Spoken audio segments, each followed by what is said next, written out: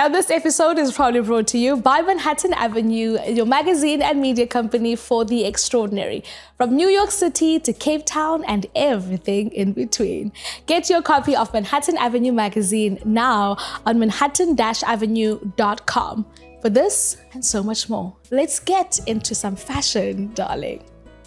Welcome back to another episode of the VUYO show, coming to you, of course, from New York City as I sit down with extraordinary people doing amazing things. And on this week, we are joined by a young gentleman who is doing some wonders in the world of fintech. From Shark Tank to Techstars and everything in between, he's gone on to carve a way for himself, and we're going to be unpacking it all on the table today, right here on the VUYO show.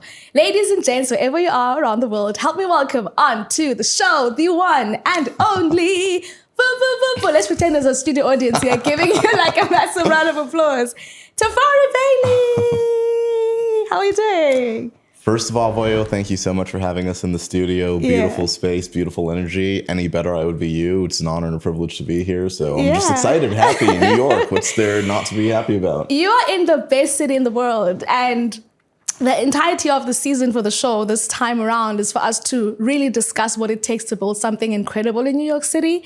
And you've done this in 2 different cities, in 2 different countries at that. Yeah. So I'm really interested to kind of find out and learn more about how you've gone on to do that. But what brings you to New York this time around? First of all, I agree with you on that point that New York City is the best city in the world, especially if you're looking to build anything on the consumer side. There's just such a massive population here. Yeah. To answer the question, what brings me here, it's actually New York Tech Week. So A16Z, the largest venture capital firm in the world, they sponsor tech weeks in different cities. They just had their first tech week in Boston. They have one in Los Angeles, San Francisco, and the flagship one is in New York City. Yeah. So I typically come here the first week of June every year for Tech Week. I love that. Tech is such a it's such a buzzy word, but it's such an important word for where the world is going right now, right? We hear things like AI, we hear things like, fintech being, something that's really prominent in society to this day. And you're building something within that space, which I think is I don't know how you go about doing that. And you're going to tell us today. Hutsy, which is a company that you're building. Please share a little bit more about, the company and the inception of it and why you wanted to start it. Yeah, most definitely. So as you know, I'm the CEO and founder of Hutsy. Ultimately, what we're building is the financial operating system for adults who don't have a financial advisor. How it works is we connect to all of your bank and your credit accounts and would deliver a daily financial briefing every morning, letting you know what's about to hit your account, where you stand financially, and what to do next. We like to think of ourselves as everything a financial advisor would do delivered to you every day in 90 seconds. Yeah. And why did you decide to go about doing this? I mean, you could have started any company. Why was this one the one that you felt like was necessary for this time to start? Very interesting. Great question. So I used to work at TD Bank, doing everything from the entry-level teller position all the way up to a financial and investment advisor. In the United States, there's TD Bank. In Canada, it's TD Canada Trust. They seem like the same logo, but they're sister companies. However, during my time as an advisor, I realized that we weren't really incentivized to help out the average everyday person. 70% of Americans are living paycheck to paycheck. 45% of Canadians are living paycheck to paycheck. Working as an advisor for the bank, we needed to get as much sales revenue as possible if we wanted a promotion. But the only way we got sales revenue was taking on investment money. So that means we would have to spend time working with people that have the deepest pockets to invest with the bank. People that we're lending money out to when it comes to loans or mortgages or things of that nature. So if we were prioritized to help these individuals and if we didn't hit our sales goals, we could not get a promotion, we would not get a bonus, or worst comes to worst, we could actually get laid off. So what about the other 30%? Yeah. Or the 70%, I should say. What's that for them? So ultimately, we went on the TV show Dragon's Den. We were able to pitch the first iteration of the company, which was also called Hutsy, but we originally wanted to build an online digital bank. We partnered with Visa, we partnered up with a bank, and we actually built the first debit card in Canadian history that helps you build credit with every purchase that you make. We launched that to tens of thousands of users across Canada, and we felt we wanted to do more. We wanted to do more in other countries. It wasn't just Canada in which people were struggling. The United States, we always knew was going to be our dominant market, but when you're playing in that banking space, it's so tricky and difficult with all the regulations in different countries. So that's ultimately why we pivoted the model to more of an advisory role instead of an actual physical bank. Yeah. I love how you're speaking so fluently about this, like the space, like your words are just rolling out of your mouth. And I love seeing the passion in someone when they're passionate about something that they're building and growing. But building in and of itself is not an easy thing. What have been some of the things that you've kind of learned along the years, and how long have you been building this company? Yeah, great question. So we launched in September of 2025.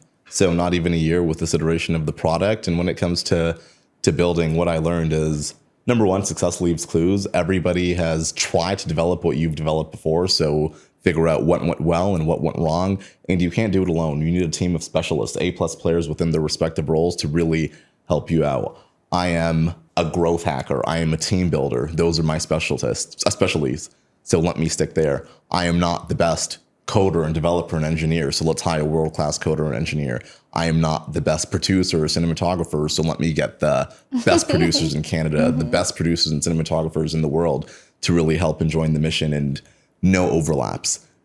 You get the final decision when it comes to what you're an expert in. I'm always going to defer to people that are smarter than me in their respective roles, and that's how you grow. Yeah. Yeah, not too many chefs in the kitchen. Listen, and that's important to be able to be, it's a skill to even know how to identify good and great talent. But also, when we think about building and scaling and kind of creating something out of nothing, there's resources required, there's strategy required. So where do you source all of that from? How it's only been less than a year. How have you been able to kind of put all of these people together, bring all of these resources together to make it where it is today? Because I'm sure it's been a journey. Yeah. So an analogy I like to think of, one of my grade 11 teachers told me, she said an analogy that stuck with me for life. If you have an axe and you have a tree in front of you and you have 24 hours to break the tree, what are you going to do? Mm-hmm. 99, maybe even 100% of the class said, we're just going to start axing on the tree. But that's not the way to go. You're going to run out of energy and it's not going to cause a dent.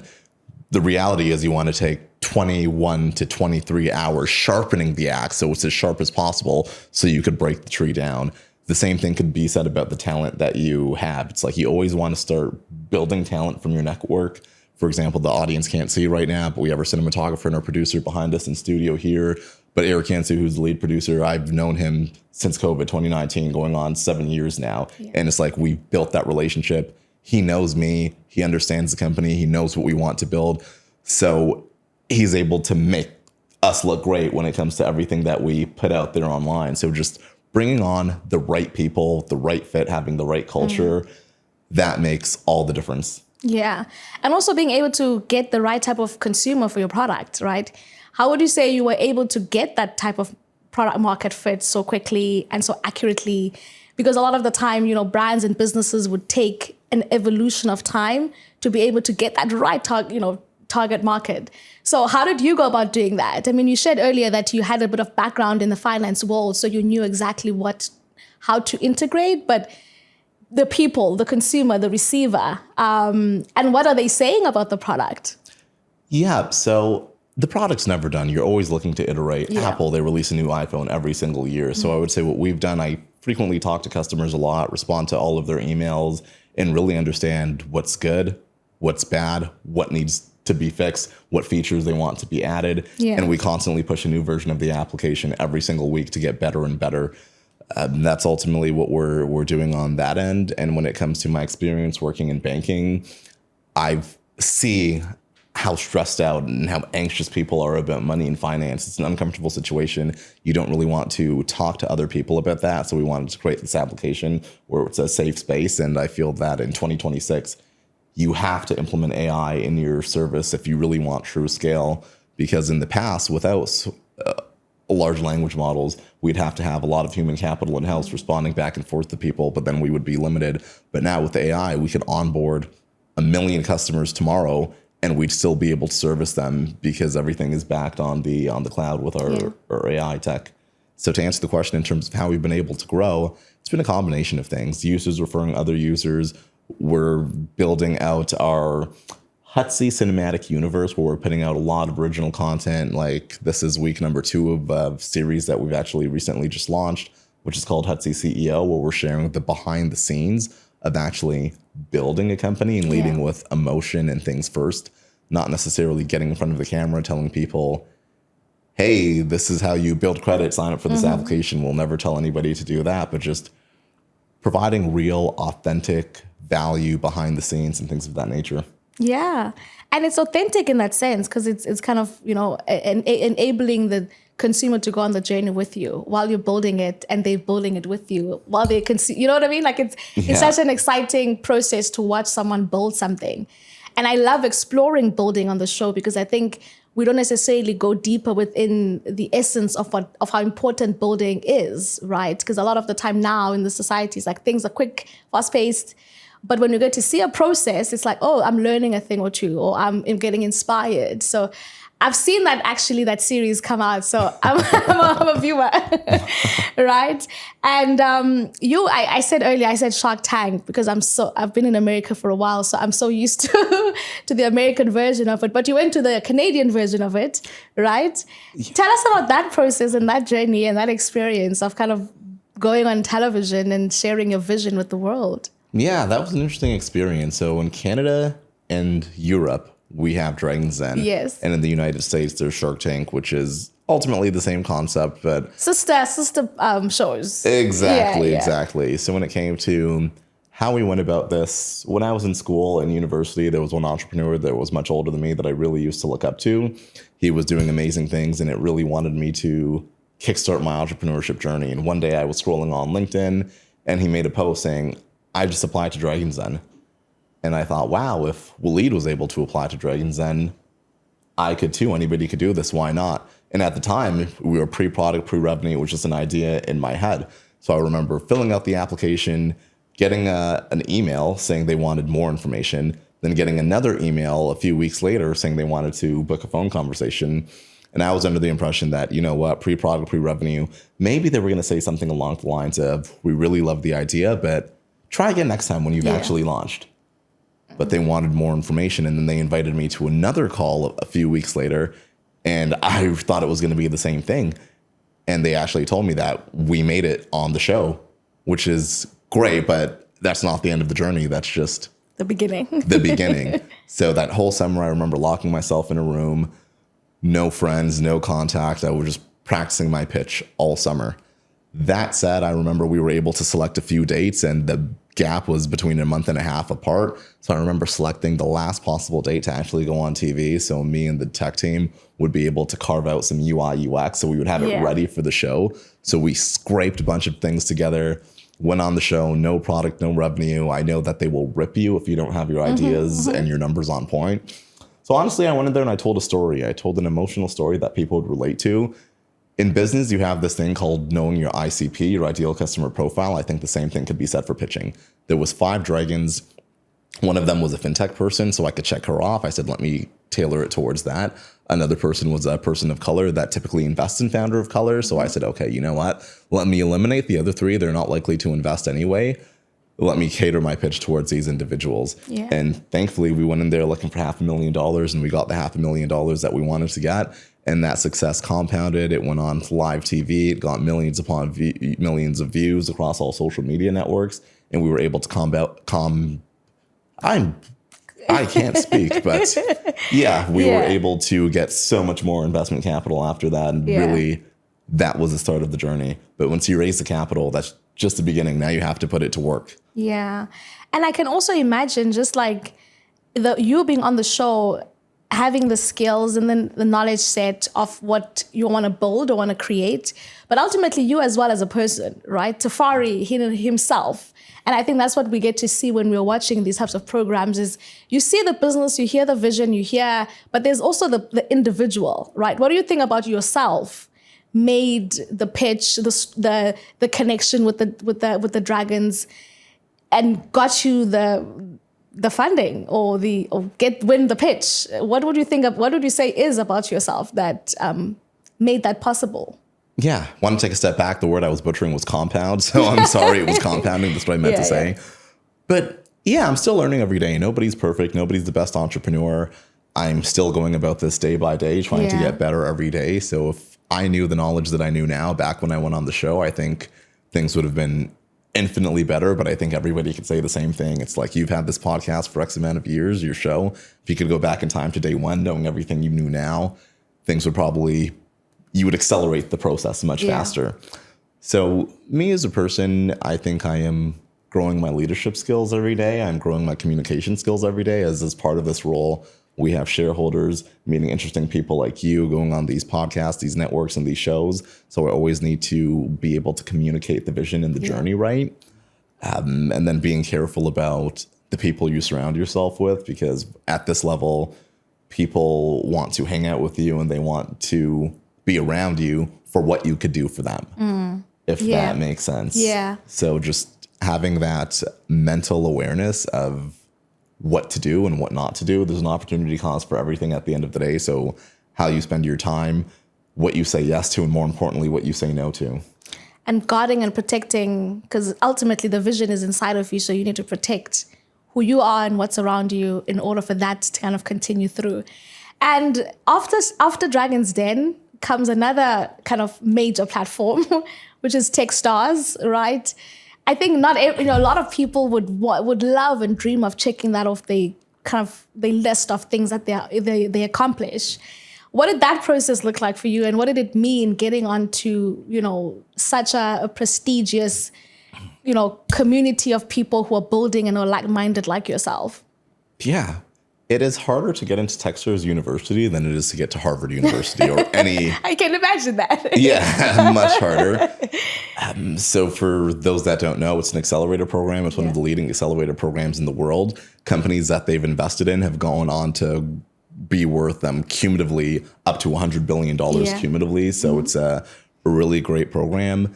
I was here for Tech Week last year, and my one objective was to meet as many people from the Techstars network and ecosystem as I possibly can so we could get into the program. The program starts in September. Tech Week is in June. So there was that gap. Applications close around mid-June, July. So I wanted to meet other individuals in the Techstars ecosystem to see if they could connect me to somebody that is a decision maker. So luckily, I met an individual named Hector who had just recently graduated from the Techstars New York City program when I met him last Tech Week, and he was able to connect me with the managing director. So I think I was able to get the bypass there and speak directly to the source and the decision maker. Yeah. I was able to do the application. Thank goodness we made it into the program. I was so ecstatic, happy, and joyful.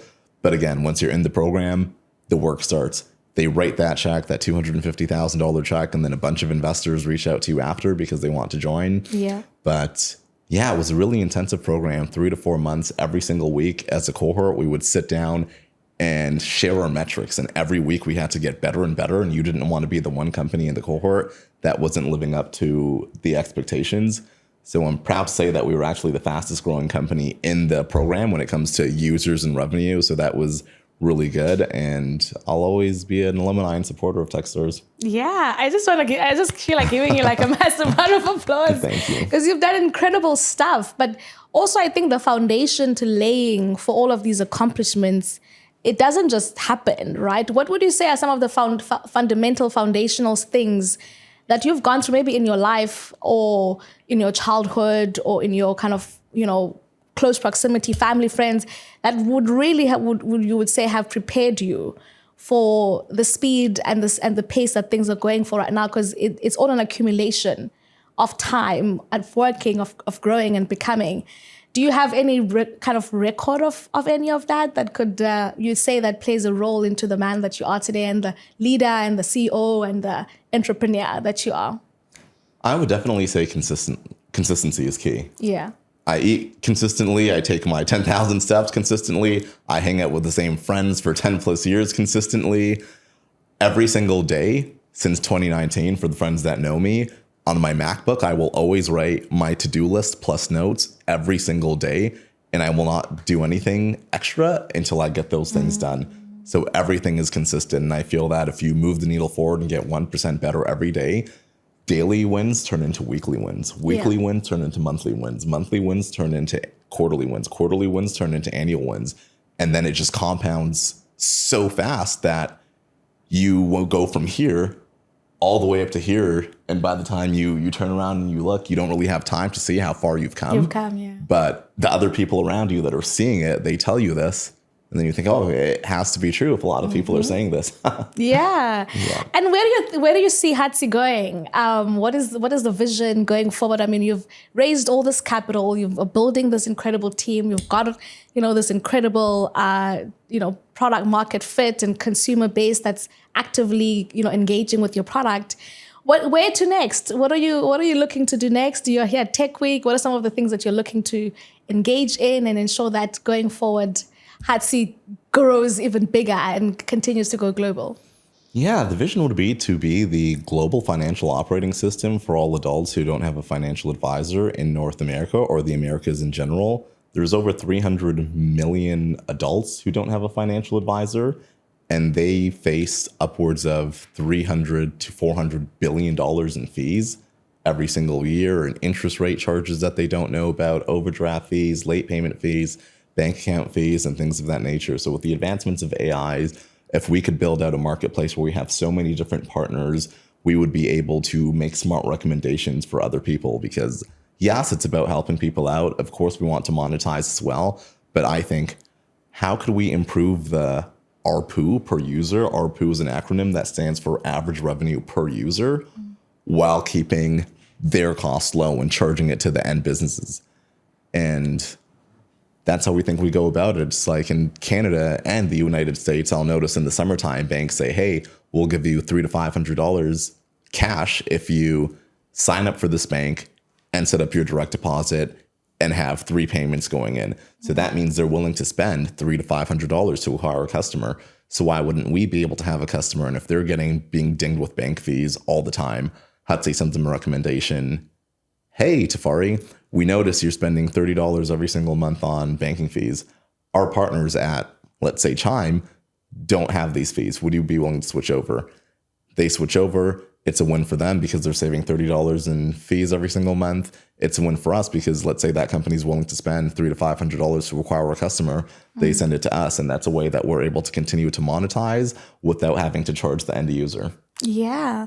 And what are maybe 1 or 2 tips or tricks or, things that you could share with our audience from a financial standpoint that you think they should be cognizant of when it comes to their finances and ensure, just managing their finances effectively and appropriately, especially now we're going into the summertime, for example, here in New York, or rather in the US, and it's, holidays, trips, and all of this happening. So from someone who's in the finance space and who's building a finance platform, what are some of the, what would you say to someone who's watching from a financial advisory standpoint?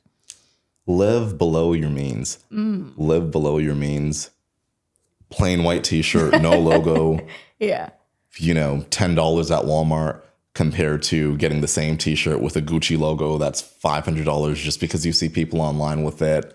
Don't do it. A lot of times people are getting paid or getting the items for free. The way I don't really focus on social media when it comes to watching other people's life. The way I see it, it's like an apple. It looks perfect from the side, but that's the angle that you have. But it's probably rotten from the back. You don't know what's going on behind the scenes. You see the $1 million Lamborghini, but you don't see the big loan that they had to get that they're struggling to pay to do that. So honestly, live below your means, invest, save. That would be it. Yeah. Live below your means, everybody. Live below your Now, means. before I say, before we wrap this up, and it's Tech Week, so you're a busy man, so I'm going to let you go. But before we wrap it up, I just want to find out, how did the name Hutsy come about? Because it could have been any other name, but it's Hutsy. So how did you come about the concept of coming up with the name? Yeah, so when I think of a hut, I think of like a hut literally. So we want it to be a shelter. And if you look at the logo upside down, it's shaped as a house. So when the big mean banks are raining on your parade and not really having your financial security at the best thing in their mind, we're the organization that's going to protect you and going to lead you in the right direction. So it's more a home, a home analogy and reference. That's so, I didn't kind of think of it that way, but that's such a beautiful name then if you explain it that way, like a, kind of a financial home for those who are the consumers. I have a gift for you, as I do for all my guests. You have to. Wow. So we have, I put it so you don't see it when you come in. I'm going to try and reach out my hand and try to grab it. This is courtesy of Manhattan Avenue. Wow. And this is to say thank you for coming on the show. Oh my goodness. Wow. Thank you so much. Thank you for coming on the show. Thank you so much. I really appreciate it. Yeah. Thank you for the work that you do as well. I think being able to start something and build something, have people go on this journey with you, have consumers get financial advice. That's something that I think we don't say thank you enough as the people who get to see and watch your journey. So we say thank you for inspiring us and going on the journey and continuing to build what you build. So that's a little gift from Manhattan Avenue. I really appreciate it. And thank you for giving entrepreneurs like myself the platform and giving God words to share our stories to other people. So you're doing God's work. Continue to strive. Be excellent. It's amazing. And from the bottom of my heart, I really appreciate it, VUYO. And you're always welcome on the show when you're back in New York. Definitely. It's like, you don't have to tell me twice. Yeah. We're like, we're here. We're like, okay, Sean, let's get together to shoot something. But thank you so much. We'll see you soon. And ladies and gents, I hope that you learned a thing or two from Tefari right here on the show. If you haven't seen his Dragon's Den pitch, I'm going to invite you to go and check it out because that was some masterclass in how to pitch, okay? And if you haven't seen Hutsy yet, go ahead and check out the platform as well to support the mission that Tefari is building. This is the VUYO Show. From myself, Tefari, and the entire team behind the scenes, it's goodbye and have a fantastic one.